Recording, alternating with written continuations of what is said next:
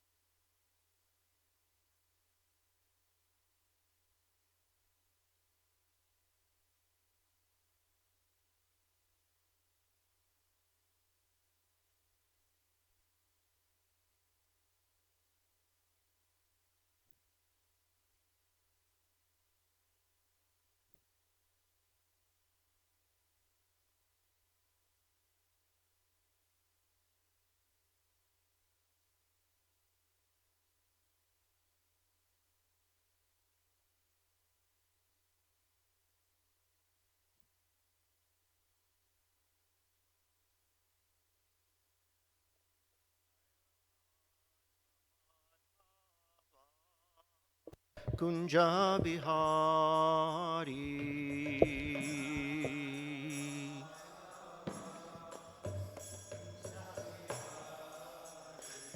Jaya Radha Madhava Kunja Bihari.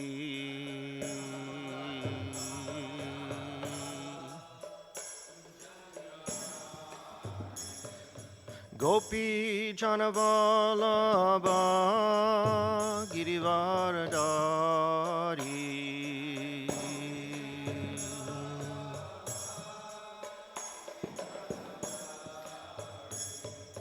Gopi Janavalabha Girivaradari.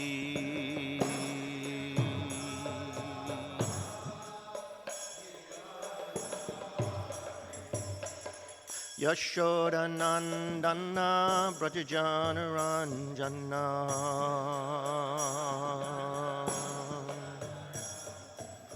Yashoda Nandana Brajajana Ranjana.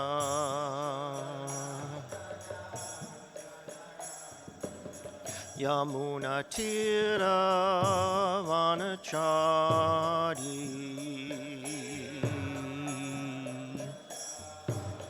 Yamuna Tira Vanachari.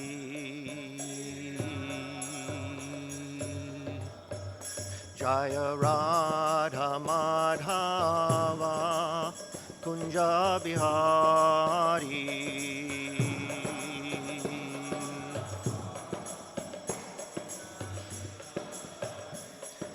Gopi Janavalabha Girivaradari.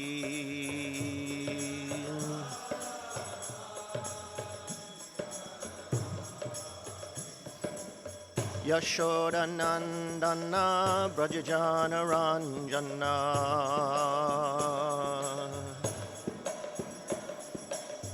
Yamuna Tira Vanachari.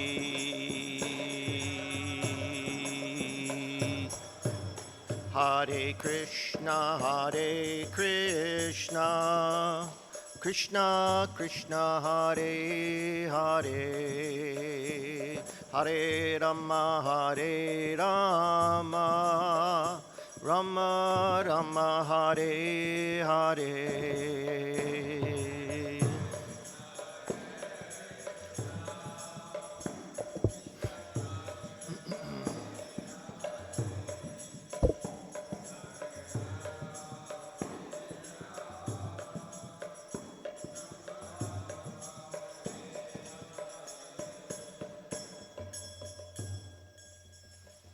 Hare Krishna.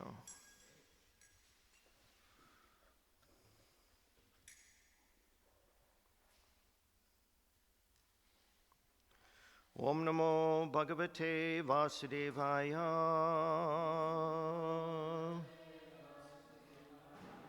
Om Namo Bhagavate Vasudevaya. Om Namo Bhagavate Vasudevaya.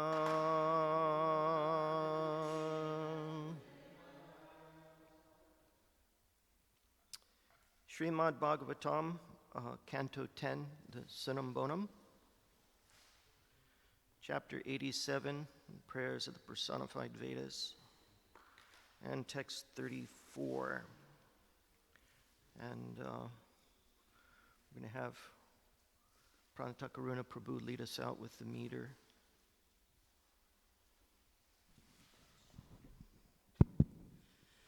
Svajjana Sutatma Dana Dana Dhamma Dada Suratais.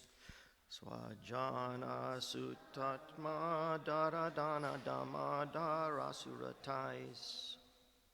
Svajjana Sutatma Dada Dana Dhamma Dada Suratais. Svajana Sutatma Dara Dana Dhamma Dara Suratais. Tvai Sati Tvayi sati kim nranam shrayata atmani sarvarase. Tvayi sati kim rinam sratayat mani sarvarase. Tvayi sati kim nranam shrayata atmani sarvarase. Tvayi sati kim rinam srayata atmani sarvarase. Iti sarajana tamituna rataye charatam. Iti sarajatnatamitunato rataye karachantam. Iti sarajana tamituna rataye charatam. Iti sadajanatamitunato rataye charatam. Sukhayati kan vihasva vihate svanirashta bhage.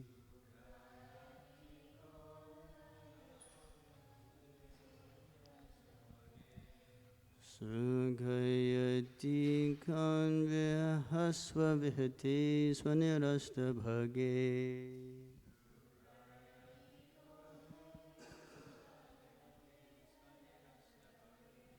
Svajana sutatma dharadhana dhamma dhara shuratais.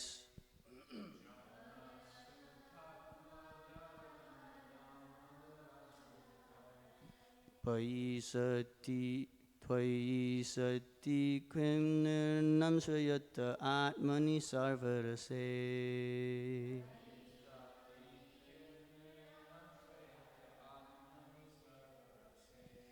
Iti sat ajanatam adhunato rataye charitam.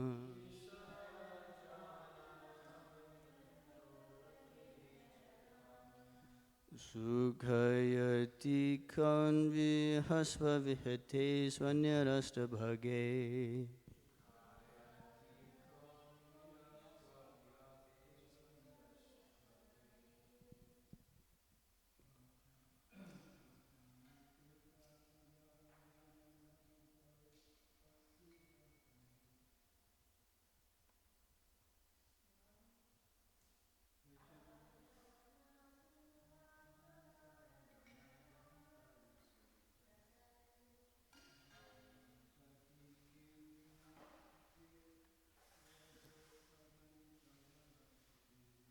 Tvayi sati kim rinam srayate atmana sarvarase.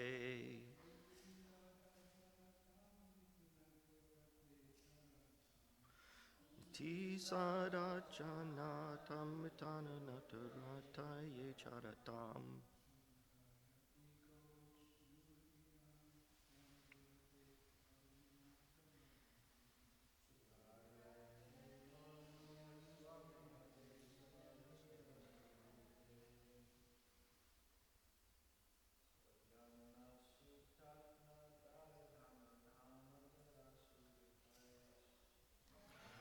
Sutat dara dana dama dara satais.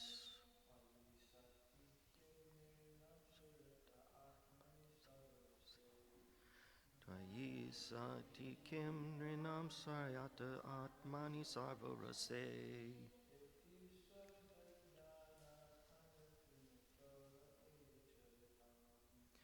Ti sarachana tam tanu natarti tam.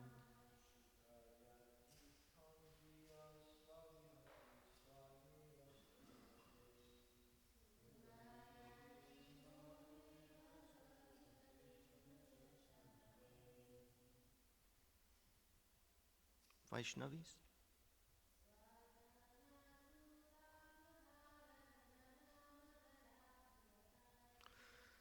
Sanjana sutatma dara dana dama dara suratais.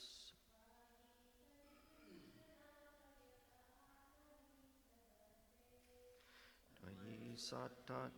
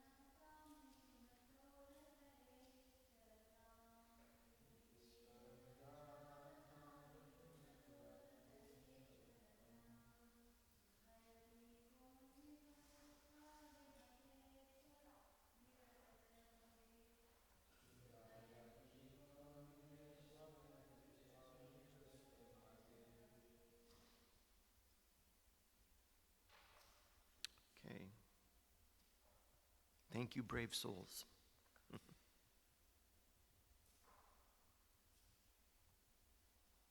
Let's do the word for word. Swajana, with servants, children, Atma, body, Dara, wife, Dana, money, Dhamma, home, Dara, land, Asu, vitality, Ratayi, and vehicles, Twayi, when you, Sati, have become, Kim, what, or use, what use. Nrinam, for human beings, Shrayataha, who are taking shelter, Atmani, their very self, Sarvarase, the embodiment of all pleasures, Iti, thus, Sat, the truth, Ajanatam, for those who fail to appreciate, Mitunataha, from sexual combinations, Rataye, for sensual indulgence, Charatam, carrying on, Sukhayati, gives happiness, Kaha, what, new, at all, Iha, in this world, Swa, by its very nature, Vihate, which is subject to destruction, Swa, by its very nature, Nirasta, which is devoid, Bhage, of any essence. Translation and purport by the servants of His Divine Grace, A.C. Bhaktivedanta Swami Prabhupada Ki Jai. The Shrutis continue. To those persons who take shelter of you, you reveal yourself as the Supersoul, the embodiment of all transcendental pleasure. What further use have such devotees for their servants, children, or bodies, their wives, money, or houses, their land, good health, or conveyances? And for those who fail to appreciate the truth about you and go on pursuing the pleasures of sex, what could there be in this entire world, a place inherently doomed to destruction and devoid of significance, that could give them real happiness? I want to read that last little part again just so it's clear. Isn't it going through? Better? Better. Okay, thank you. I'll go ahead and do it again. To those persons who take shelter of you, you reveal yourself as the Supersoul, the embodiment of all transcendental pleasure. What further use have such devotees for their servants? What did I miss out on? I don't know about you, but I've never had any servants. But anyway, some people do, I guess. Sorry. What further use have such devotees for their servants, children or bodies, their wives, money or houses, their land, good health or conveyances.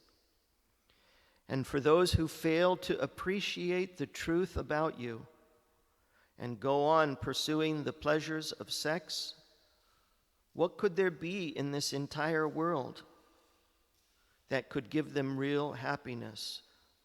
A world that is a place inherently doomed to destruction and devoid of significance.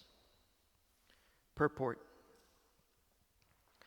Devotional service to Lord Vishnu is considered pure when one's sole desire is to please the Lord. Situated in that perfect consciousness, a Vaishnava has no further interest in worldly gains and is thus excused from any obligation to perform ritual sacrifices and follow austere practices of yoga.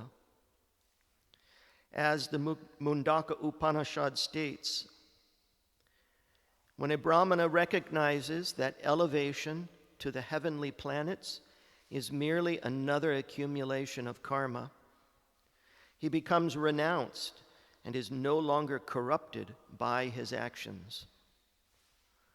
The Brihad Aranyaka Upanishad and Katha Upanishads confirm, quote, when a person completely gives up all the sinful desires he is harboring in his heart, he exchanges mortality for eternal spiritual life and attains real pleasure in the absolute truth. And the Gopala-Tapani Upanishad concludes, devotional service is the process of worshiping the Supreme Lord. It consists of fixing one's mind upon Him by becoming disinterested in all material designations, both in this life and the next. This indeed is true renunciation. The items the Shrutis mention here are all measures of worldly success. Swajanaha, servants. Atma, a beautiful body. Sutta, children to be proud of. Daraha, an attractive and competent spouse. Dhanam, financial assets. Dhamma, a prestigious residence. Dara, holdings of land. Asavaha, health and strength. And rataha, cars and other vehicles that display one's status. But one who has begun to experience the ecstasy of devotional service loses all attraction for these things, since he finds real satisfaction in the Supreme Lord, the reservoir of all pleasure, who enjoys by sharing his own pleasures with his servitors. We are each free to choose the course of our life. We can either dedicate our body, mind, words, talents, and wealth to the glory of God, or else we can ignore Him and struggle instead for our own personal happiness.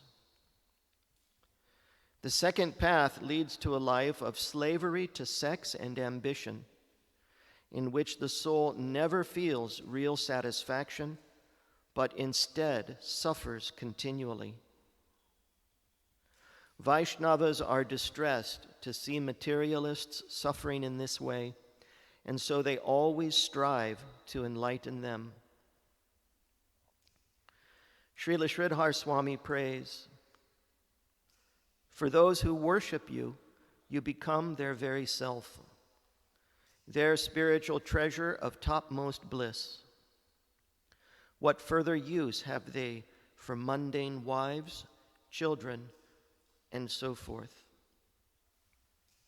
Om Agyantamarandasya Jananjana Shalakaya Chakshurun Militam Yena Tasmai Shri Guruve Namaha Shri Chaitanya Manobishtam Stapitam Yena Bhutale Swayam Rupa Kadamayam Danati Swapadantakam Nama Om Vishnu Padaya Krishna Prasthaya Bhutale Srimate Bhakti Vedanta Swamini Tinamane Namaste Saraswate Deve Gauravani Pracharane Nirvashesha Shunyavadi Paschata Deshatarane Vanchakalpa Tarubhyascha Kripa Sindhubhyevacha Patitanam Pavanyebhyo Vaishnavebhyo Namo Namaha. Jai Shri Krishna Chaitanya Prabhu Nityananda Shri Advaita Gadadhar Shrivasadi Gaur Bhaktavrinda. Hare Krishna, Krishna Krishna, Hare Hare, Hare Rama, Rama Rama, Hare Hare.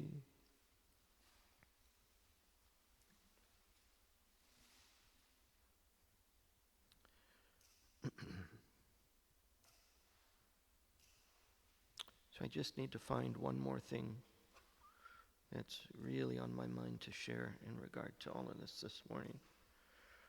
Okay,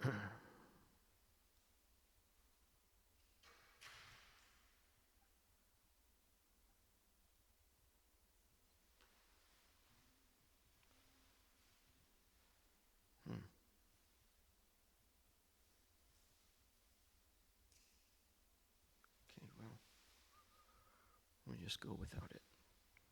So,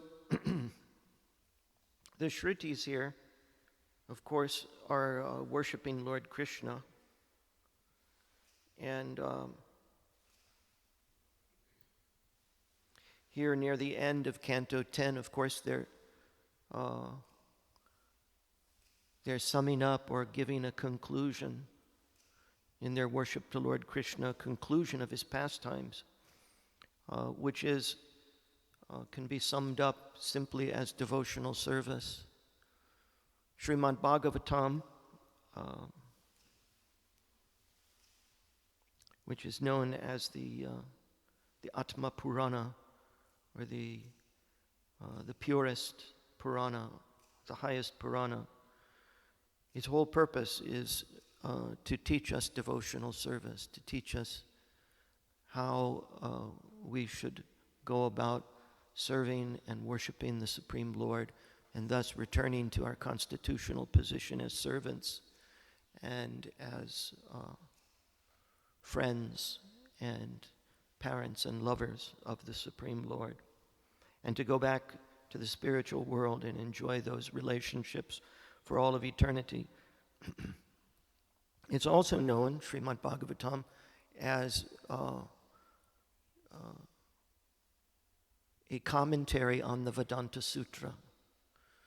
Vedanta means the conclusion of all the Vedas. So if you were to take all the Vedas, everything that was ever written by Vyasadeva, which is actually an enormous amount of text, and even prior to that, he is writing them down and distributing them into 4 divisions, and then giving us the Puranas and Upanishads as an explanation, and then the Vedanta Sutra, of course, and then the Mahabharata, which includes the Bhagavad Gita. And as a result of first doing all of those things, he was dissatisfied. After writing all of those down for humanity, for the age of Kali, he was very dissatisfied. And his spiritual master, Narada Muni, sees his dissatisfaction and comes and says, so what's wrong? I mean, you've written all of these things. Of course, Narada Muni knows what the issue is. He says, you've written all of these things, so how could you possibly be dissatisfied? What's troubling you? And he can't figure it out. So Narada Muni answers that question for him. He says, do you think the Shastra that you've written that only deals with the body and those things pertaining to the body is really satisfying for the human soul? And he says, you're dissatisfied by what you've written because actually all of those writings are not satisfying. They're not satisfying to the human soul. And he says the only thing that is satisfying to the human soul are those words and thoughts and vibrations, literary vibrations, that point one to the Supreme Lord, that teach one how to worship the Supreme Lord, how to please Him, and how to purify oneself from attachment to this material world and restore their constitutional position. Vyasadeva, if you write on these things, then you will be satisfied, and not only you, but all of humanity will become satisfied by reading these things. They'll be able to come to a state of pure satisfaction. And it even gets summed up in the first canto, chapter 6, I believe it is, where it is stated that the only thing that can satisfy the soul, that can really bring real and true satisfaction, is by entering into bhakti yoga, or devotional service. In other words, practicing the ultimate conclusion of all the Vedas, which is given to us in the Bhagavad Purana, or I said Atma Purana earlier. I meant to say Bhagavad Purana. Anyway, the Bhagavad Purana, the pure Purana, which is to worship the Supreme Lord and to serve Him continuously and with no other motive than to please Him, to satisfy Him. And in doing so, the soul becomes perfectly satisfied, becomes perfectly content.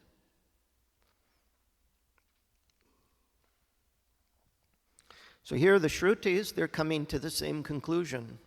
Are they not? Is it not so? They're coming to this same conclusion. This is the ultimate conclusion of all of the Lord's pastimes and all of the Bhagavatam, everything that's been said prior to this, is summed up. Not only that devotional service is the only way for the soul to be satisfied, but the opposite is, if we choose not to do so, then we must continue to struggle in this material world, pining away and hankering after sex. You say, well, I really don't desire sex that much anymore. So we have to understand that sex desire is not just sex desire. It's not just for the mere act of copulation or intercourse with other human beings. The pleasures of sex include absolutely everything that can be termed material sense gratification. And why is that? It is because sex is not about just mere pleasure, mere bodily pleasure. It is about becoming the Supreme Lord by trying. It's the essence of how we try to become the Supreme Lord. It's the essence of how we come to the place of being here and trying to own, enjoy, and control the material energy. So this is our dilemma, is that we want to be God. And sense gratification is basically summed up as the pleasures of sex, which is essentially the desire to be God, the desire to own, control, and enjoy the material energy. And I ask, is it making you happy yet? Are you satisfied yet? It is impossible that the material energy, which is ultimately devoid of all essence, the verse says, the Shrutis say, It's impossible that a place that is devoid of essence could give real happiness. The material energy is the source of nothing. No thing. It produces no thing. It is itself an effect. It's like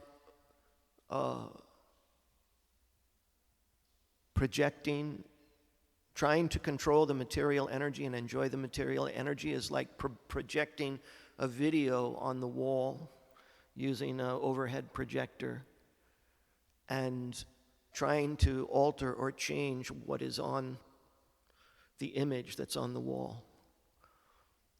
The material energy is described in many places in the Bhagavatam as that which is likened to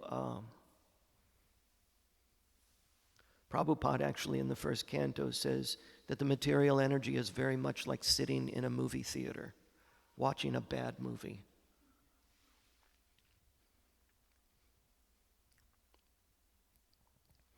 And if the movie is terrifying you, or is boring you, or is not satisfying you, you can always just get up and leave. And that's what Bhakti Yoga is. Bhakti Yoga is the ability and the process by which we get up and leave the movie. So is anybody enjoying the movie? Is anybody not enjoying the movie? There was a point in time when I thought the movie would become enjoyable, that I would like it. Just wait for the next scene. Maybe the next scene will make this movie worth it. Watching scene after scene after scene after scene, and then you fall asleep in the movie theater, and you wake up hours later, and the next movie is showing, and you think, well, maybe this movie will be better. Let's watch this one. And it's not even the premiere feature, so it's about half as good as the previous one. This is the process of reincarnation, the process of transmigrating from one body to the other. It's like sitting in a movie theater and watching bad movie after bad movie after bad movie. Horror films. Comedy that isn't funny.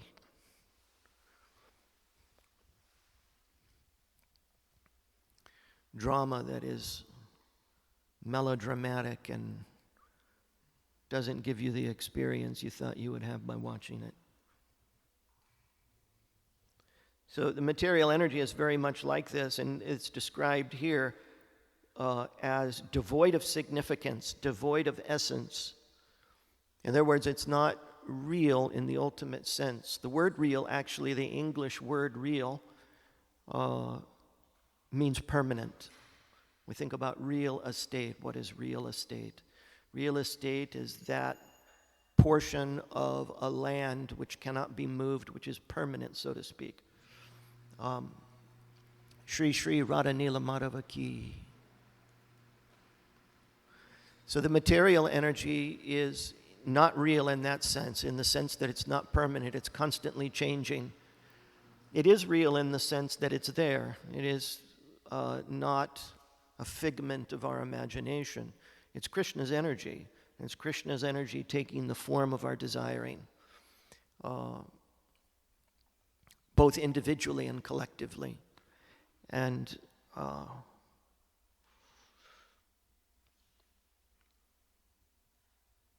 it's constantly changing. In the 11th canto, there is a verse. I can't remember exactly where it is, but it states that the material body and everything pertaining to it is changing, being annihilated and recreated so swiftly that we cannot perceive these micro annihilations and recreations. And actually science is coming to discover this now. The latest science, mathematics and astrophysics is showing that both on the macro and on the micro, the entire universe is coming in and out of existence like a strobe light so fast that you can't perceive the on-off cycle. We're here, not here, here, not here, here, not here, here, not here, here, not here, here, not here, but so swiftly that we can't perceive that that's happening. And this is actually how the thing looks real, how we can perceive it as real. We think that we're moving around, that we're eating and seeing and smelling and evacuating and, having relationship to all of these other things and these other bodies. But ultimately, the Bhagavad Gita says we're doing nothing. That is just the material energy that's acting. And what are we doing? We're observing. Desiring and observing. Desiring and observing.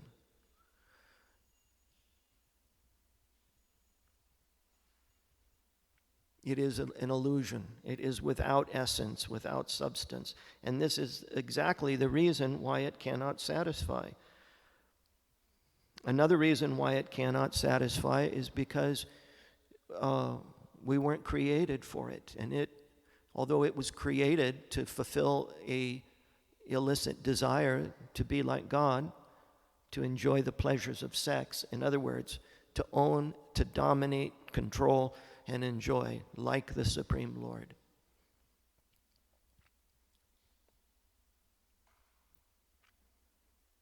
It was created for that purpose, but it cannot satisfy because ultimately it isn't according to our nature to enjoy this place.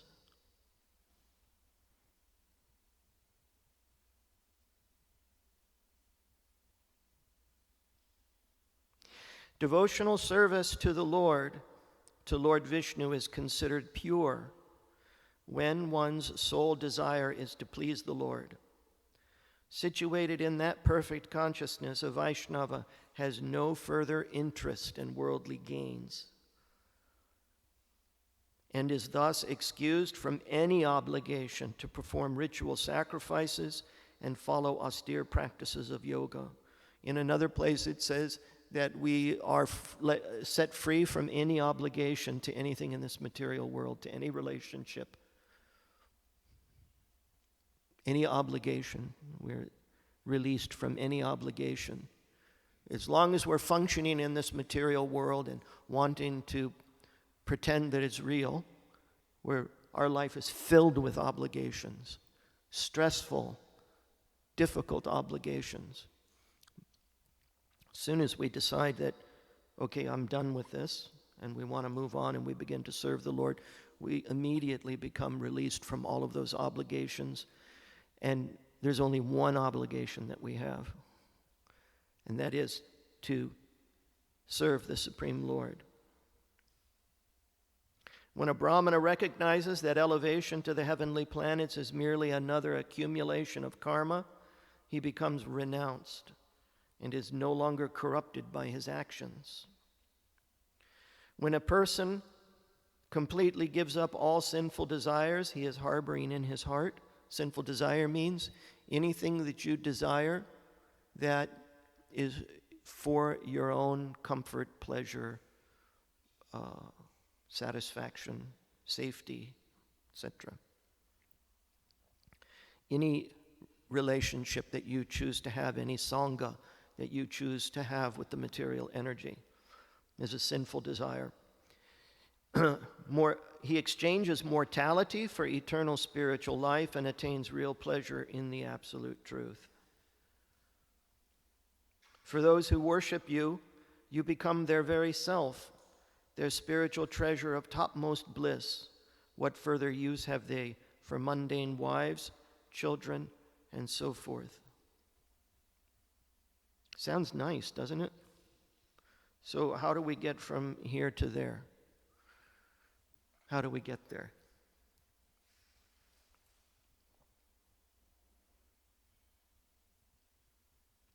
Have you ever been really, really sick and you go to the doctor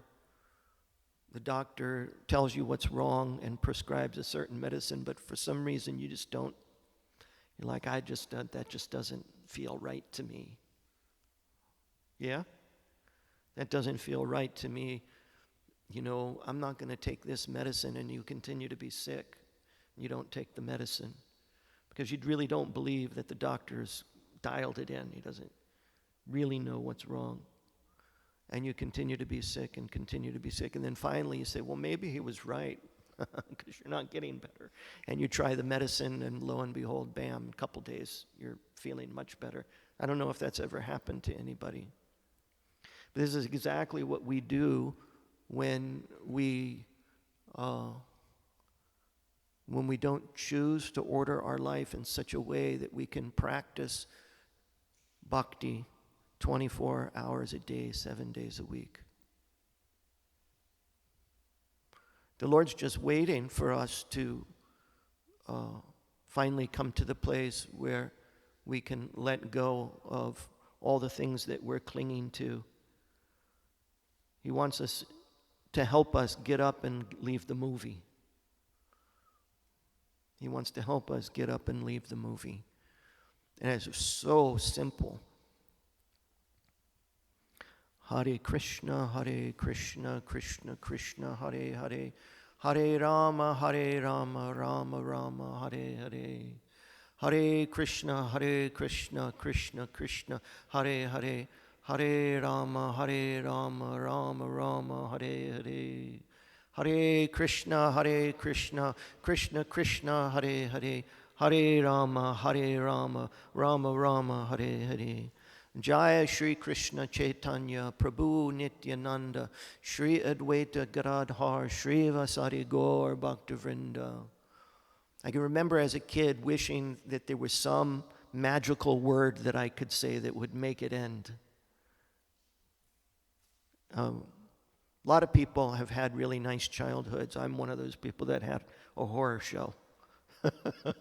I don't know, maybe I don't perceive that correctly. But anyway, and I used to think that I wish there was some magical word that I could say, or I could blink my words or snap my fingers, and I would be in that place that my heart was longing for, which essentially now I understand is the spiritual world. I always had the sense that he didn't belong here, that this was like a really sick joke and it was on me and everybody was in on it. Yeah? And it took years of searching, years of trial and error, years of practicing gyan, of reading and thinking and searching and experimenting and reading and thinking and searching and experimenting. So, and then finally, when I was ready, the Lord brought me to a place where I was taught the magic words. Hare Krishna, Krishna Krishna, Hare Hare. Hare Rama, Rama Rama, Hare Hare. Are you tired yet?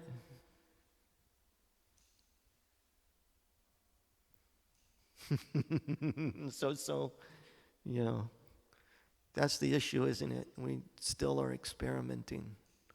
If we weren't, we wouldn't be here. Or we might still be manifested in this space, but we wouldn't be experiencing a material world. We would be experiencing all of this as the spiritual world, where every smell, everything you hear, everything you taste, everything you see, everything you touch is unmitigated eternal knowledge and bliss, because you see in every experience nothing but the Supreme Lord and His energy and His relationship to you. So this is very possible, but the problem is we're not done experimenting. We're not done waiting for the next scene. Maybe this next scene will really be the thing that puts it all together, and I'll just go, wow, you know, what a movie. That was a great movie. Can't wait to see it again. I can't think of any movie that I've ever seen that did that to me. I always come away going, God, why did I do that?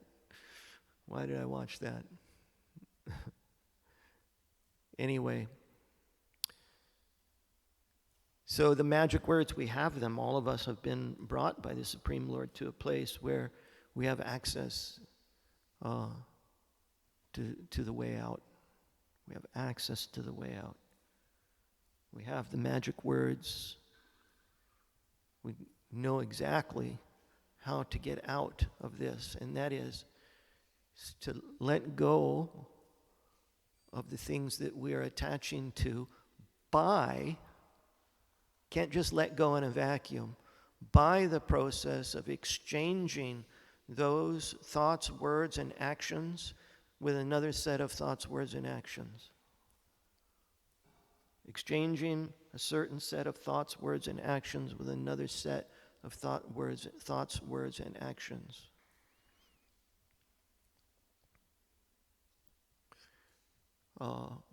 Which of course is just simply exchanging our material sense gratification with the process of bhakti.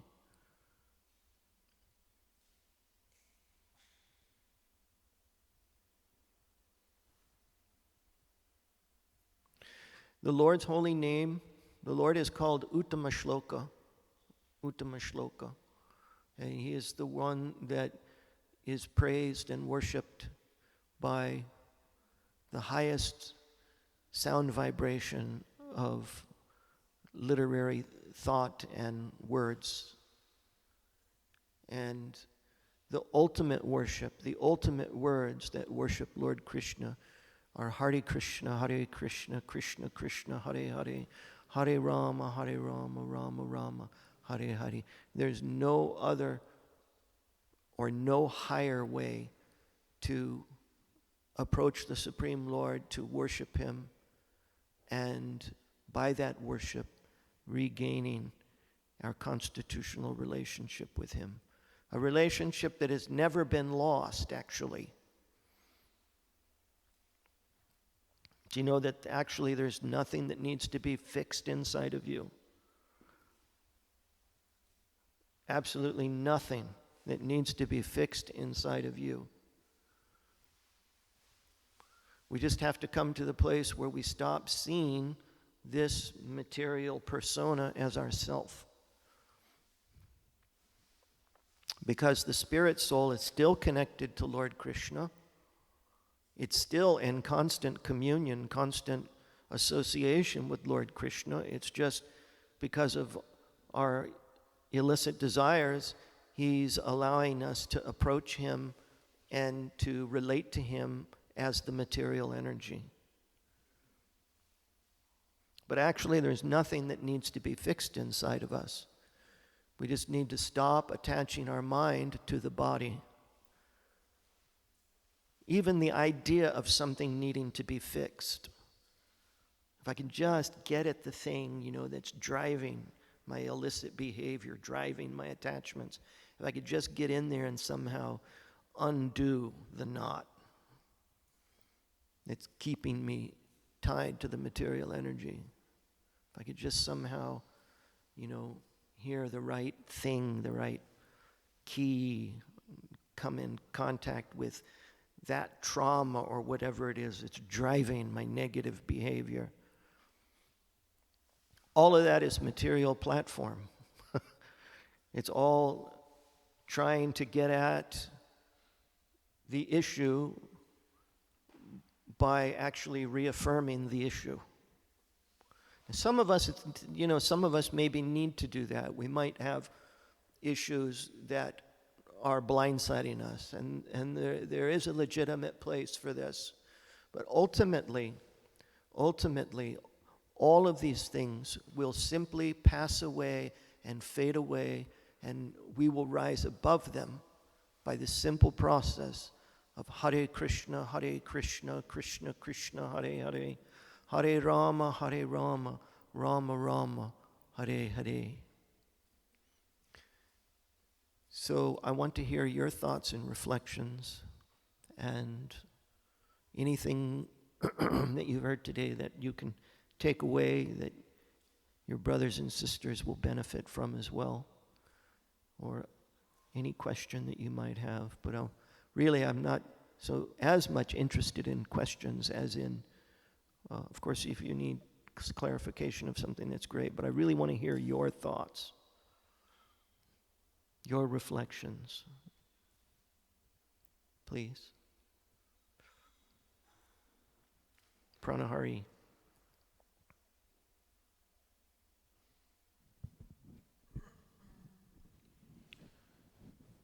There's this quote in the purport from Gopal Tapani Upanishad. Devotional service is the process of worshipping the Supreme Lord. It consists of fixing one's mind upon Him by becoming disinterested in all material designations, both in this life and the next. Mm-hmm. This indeed is true renunciation. So, I thought that was a good definition of renunciation, that we stop designating ourselves at all in terms of material identity. Mm-hmm. There's the verse Lord Chaitanya chants or has recited. I don't remember the Sanskrit, but he says, I'm not a Brahmana, not a Kshatriya, not a Vaishya, not a Shudra, not a Brahmachari, Grihastha, Vanaprastha, or Sannyasi. I identify myself only as the eternal servant of the servant of the servant of lotus feet of Lord Sri Krishna, the maintainer of the gopis. So, seems like that's the way to designate ourselves as eternal servant of the servant of the servant, and then fix our minds on Krishna, like you nicely put, by chanting Hare Krishna. And I just thought I'd say that because it kind of goes with what you're saying. Kind of sums up everything we've said this morning. It's the essence of this verse.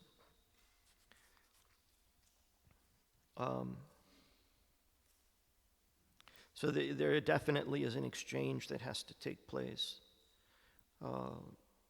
And in the beginning, it can be a little bitter in comparison to material miseries. It can in no way be thought of to be ultimately bitter. It's like a medicine that is bitter to the taste, but then becomes pure sweetness. So at a certain point, we have to come to the place where we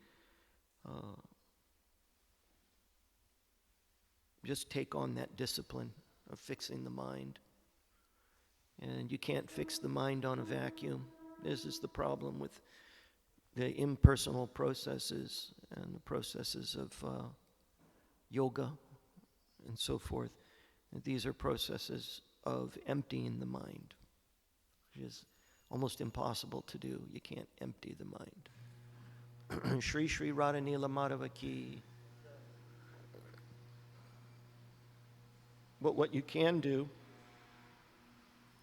is focus the mind on the thing that actually sets you free from the attachments. So, anyone else?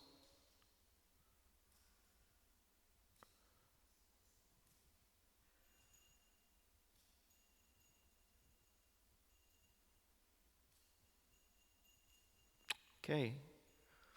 Srimad Bhagavatam ki, A.C. Bhaktivedanta Swami Prabhupada ki, all the assembled devotees ki, Vanchakalpatarubhyascha kripa sindhubhyeva cha, patitanam pavanebhyo vaishnavebhyo namo namaha. Shri Shri Radha Nila Madhava ki.